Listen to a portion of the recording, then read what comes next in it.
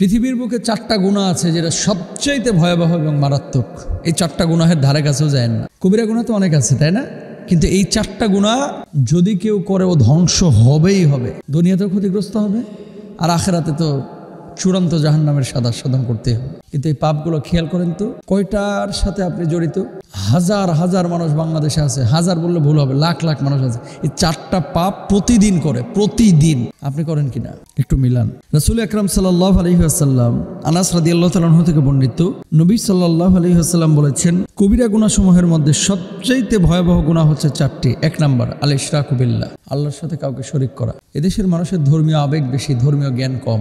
এই জন্য মানুষ লালনের মাজারে গিয়েও কিন্তু অনেকে জান্নাত খুঁজে। অনেক মাজারে গিয়ে যেখানে নামাজ নাই, রোজা নাই, যেখানে ফরজ বিধিবিধানগুলোকে ঠিকমতো আদায় করা হয় না, যেখানে নেশা চলে, এরকম জায়গায় যায় সেজদায় লুটায় পড়ে এই মানুষগুলো জান্নাত খোঁজে। কপালটা বানিয়েছেন আল্লাহ, তার সেজদা দিব সেই আল্লাহ সুবহানাহু ওয়া তাআলাকে।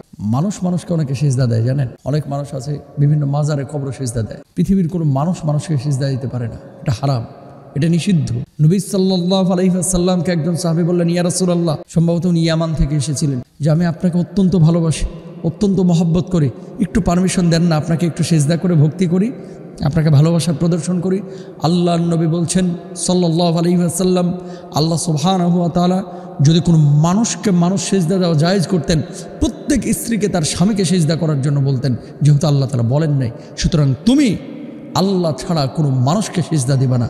অথচ বাংলার জমিনে অনেক ভণ্ড আছে, যে ভণ্ডরা পায়ের নিচে সেজদা নেয়। ও ভাই, আপনি কার জন্য সেজদা করতেছেন? সেজদাটা মানুষকে করতেছেন। মানুষের সামনে মাথা ঝুঁকাবে না, মাথা উঁচু করে বুক ফুলিয়ে মানুষ চলবে মানুষের সামনে, আর মাথা ঝুঁকাবে একমাত্র আল্লাহর সামনে। শিরিক করেন না, আল্লাহর সাথে কাউকে শরিক করেন না। কি ক্ষতি?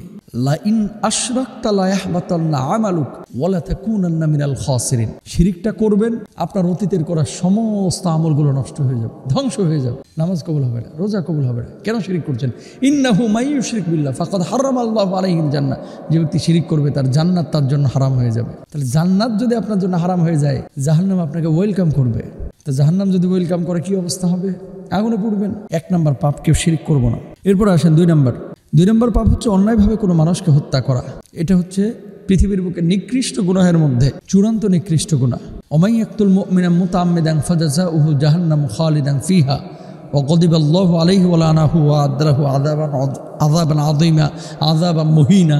আল্লাহ সুবহানাহু ওয়া তাআলা কুরআনুল কারীমে বলেছেন, অন্যায়ভাবে কেউ কোনো মুমিনকে হত্যা করলো, কোনো মানুষকে হত্যা করলো, কোনো জীবকে হত্যা করলো, সে যেন গোটা পৃথিবীর মানুষকে হত্যা করে ফেললো। আল্লাহর লানত তার উপরে, আল্লাহর গজব তার উপরে, আল্লাহর আযাব তার উপরে, আল্লাহর ক্রোধ তার উপরে। চূড়ান্তভাবে স্থায়ীভাবে সে তার আবাসকে জাহান্নাম, তার আবাসস্থল জাহান্নামকে বানিয়ে নিল। তারপরে জান্নাত নিষিদ্ধ হয়ে যায়। অথচ মাত্র 2000 টাকা, 3000 টাকা। গত বছর দেখেছিলাম কুমিল্লায় 100 টাকার জন্য পিঠের মধ্যে ছুরি ঢুকাইয়া দিচ্ছে, মেরে ফেলেছে। এরকম ঘটনাও কিন্তু বাংলাদেশে ঘটে। 100 টাকা ছিনতাই করতে গিয়ে চাপাতি দিয়ে কোপ দিচ্ছে ঘাড়ের উপরে, সাথে সাথে শেষ। এরকম ঘটনাও ঘটে। মানুষকে হত্যা করবেন, মাপ পাবেন না। 2 নাম্বার গেল, কোনো মানুষকে হত্যা করবো না আমরা। 3 নাম্বার হচ্ছে বাপ মাকে কষ্ট দেয়া। আল আক্ক, পিতামাতার অবাধ্য সন্তান যারা বাপ মাকে কষ্ট দেয়, এটা কবিরা গুনাহের মধ্যে চূড়ান্ত কবিরা গুনাহ। এই বাপ মারে কষ্ট দিয়েন না। 4 নাম্বার মিথ্যা বলা এবং মিথ্যা সাক্ষী দেওয়া। এটা আমাদের বাংলাদেশে একেবারে মাশাআল্লাহ কিছু মিথ্যুক আছে, গুছায় মিথ্যা কথা বলাই এক্সপার্ট, মিথ্যার উপরে অনার্স করেছে, এরকম একটা ভাবসাব। মিথ্যা কথাগুলো যখন বলে মানুষ ধোঁকার মধ্যে পড়ে যায়। আসলে সত্য বলতেছে না মিথ্যা বলতেছে, তারতম্য করতে পারে না। গত 16 বছরে এরকম অনেক ঘটনা ঘটেছে। আমরা দেখেছি এমন কিছু লিডার ছিলেন, এত সুন্দর করে গুছিয়ে মিথ্যা কথা বলতেন যেন মনে হতো গতকালকে রাত্রেই জান্নাত থেকে পালায় আসছে, এরকম একটা ভাবসাব ছিল। আল্লাহ বিচার করেছে, আস-সিদকু ইউনজি ওয়াল কিযবু ইউহলিক।